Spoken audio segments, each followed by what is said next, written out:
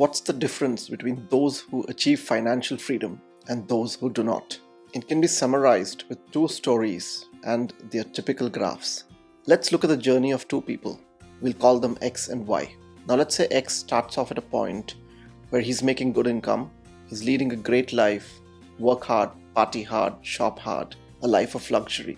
And happiness, at least as far as we equate it to fun, is high. Over time, the excitement and high of the luxury wanes a bit.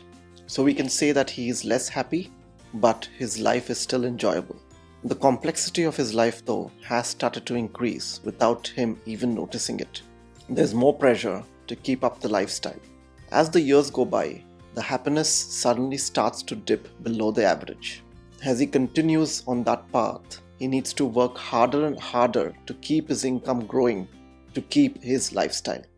He has to take a few loans as well as a result.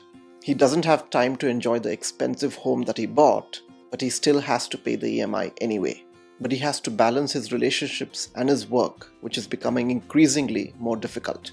Overall, the complexity of his life has risen. His happiness is certainly lower, but apparently he is still happy because he has money to buy things. As X continues down the same road, he reaches a point where his happiness has dwindled.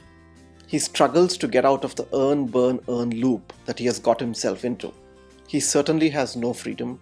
His life is ever more complex. His stress levels are high, and of course, he has low happiness. Now let's take the case of another person, Y, who starts off with a simple life. Apparently, he's having less fun and so has lower happiness as he starts off. But as he continues on that path, his happiness starts to increase because there's no pressure to keep up a certain lifestyle or live a life a certain way. And as the years go by, in his case, the happiness slowly starts to pull above the average.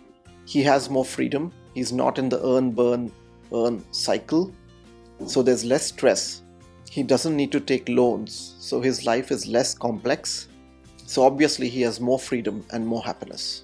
And he starts to feel vindicated by his way of life. As life goes on further, he reaches a point where he has a lot more freedom, where he has eliminated complexity from his life. And so he is relatively stress-free. And that brings with it a lot of peace and more happiness. Now the story of person X is the story of no financial freedom. It's the path that will never give you any financial freedom. And the story of Y is the path that gives you financial freedom. Now, this is not to say that you should take the path of X or Y. This is just so that you should know that you're making a choice to go down whichever path that you want to go down. You must at least recognize which path you are on. You must be conscious of it. But let's say you've gone down this path of no financial freedom, like X. What do? There's always a point of realization. Maybe let's say at a certain point here in the path, where you do recognize that you've gone down this path, which may not be what you wanted.